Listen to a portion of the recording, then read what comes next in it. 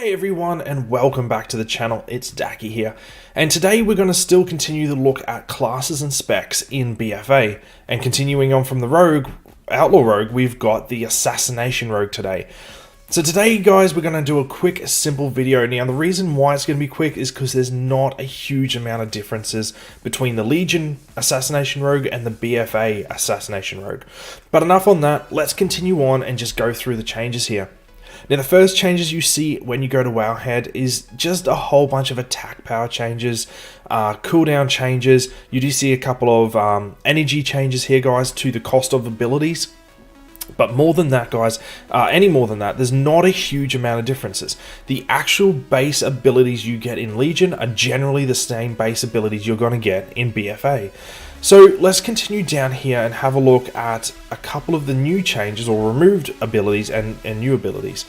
So first and foremost, Anticipation has been removed, Death from Above has been removed, Hemorrhage has been removed. Now, Leeching Poison hasn't been removed, but it has been changed a little bit. Shadow Focused and Auxiliary has been removed. Now, once again, talking on this, Anticipation and Auxiliary and all those other abilities, they're just talents that generally weren't taken too much, so they've taken them out of the spec. Now, new abilities that have been added: Crimson Tempest, Blindside, Hidden Blades, Leeching Poison, you can see it's back there now, Master Assassin, and Poison Bomb. Now, these are all abilities that are coming back into the Assassination Rogue. Now, as we move down further here in Wowhead, we can see there's a couple of changes done to a couple of the other talents, but we'll touch on that in 1 second, guys. So they are the removed and new talents, and let's just jump straight across. This is going to be a quick video here, guys, so let's jump across and have a look at the talents here. At level 15, you have Master Poisoner, which increases your poisons by 30% damage and their non-effects by 20% damage. Elaborate Planning increases your finishing moves damage by 10%, done by 4 seconds. Your Blindside, now this is a cool talent here, guys. It exploits the vulnerability of foes less than 30% health, dealing a certain amount of attack power to the target.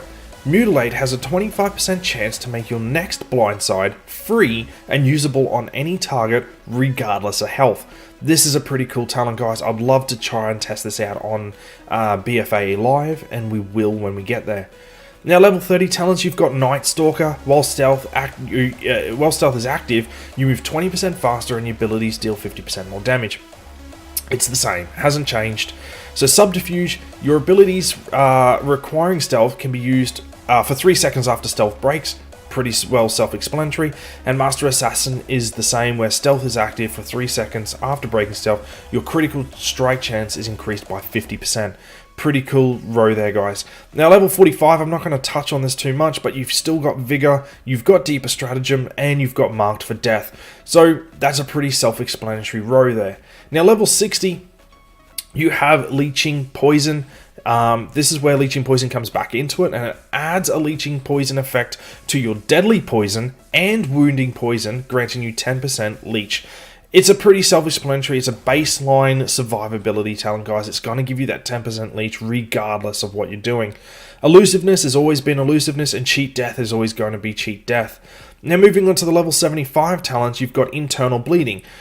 Kidney Shot also deals up to an X amount of attack power, bleed damage over 6 seconds based on the combo points spent. Iron Wire. Now, this is a pretty cool talent, guys. It increases the duration of Garrote's silence effect by 3 seconds. Enemies silenced by Garrote deal 15% reduced damage for 8 seconds. I think this is a pretty cool talent, and I'm guessing this is going to be used in a lot of PvP. Well, moving along to Prey on the Weak, and Prey on the Weak is pretty much the same. Enemies disabled by your Cheap Shot take 10% increased damage from all sources for 6 seconds.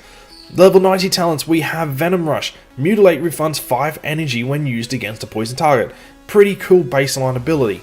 Then you move across to Toxic Blades. This is a 25-second cooldown, 20 energy to use, and it stabs your enemy with a toxic poison blade, dealing a certain amount of attack power in nature damage. Your nature damage done against the target is increased by 30% for 9 seconds. This is a pretty cool ability, and I believe if we go across here, it should stack up with a couple of your other abilities that the spec gets. Now, Extenuate is a 45-second cooldown, and this is another cool talent, guys, and I really love the way this reads. Twist your blades into the target's wounds, causing your bleed effects on them to bleed out 100% faster. I think that this is a pretty cool talent, and I would really love, once again, to try this on BFA Live and really see how it works and how it falls into line with other cooldowns. Now, level 100 talents. This is where it gets a little bit confusing on what they're aiming for here. Now, all of the 100 talents here, and I'll go through them in a second, are all generally AoE talents, and I'm finding it hard to pick which one you would use on a raid boss. So let's read through them. Poison Bomb, which used to be an artifact ability, has been taken out of the artifact from Legion and placed into a talent now, and it is the exact same. Envenom and Rupture have a 4% chance per combo point spent to smash a poison vial at the target's location. This will do a certain amount of attack power within 2 seconds to all enemies. So I think that this is a pretty cool talent. I really do think it's a cool ability, and I reckon it works really well in with the Assassination Rogue. Now, moving along, we've got Hidden Blades. Now, every 2 seconds, you gain 20% increased damage for your next fan of knives. This stacks up to 20 times. This is a huge amount of extra damage to an AoE ability. So, let's say you're in an environment where you're in a Mythic Plus or in a Mythic and your tank pulls 2 mobs. You're doing your single target rotation. Well, guess what? Hidden Blades is slowly stacking up in the background.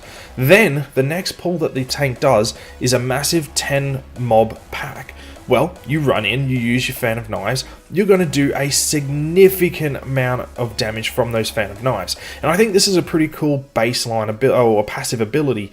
And once again, we're going to see how it really works in the real world environment.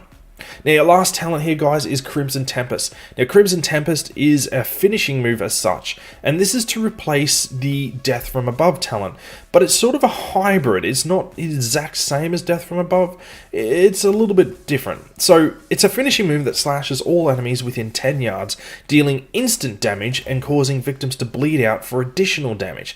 This lasts longer per combo point spent. It's a pretty simple talent.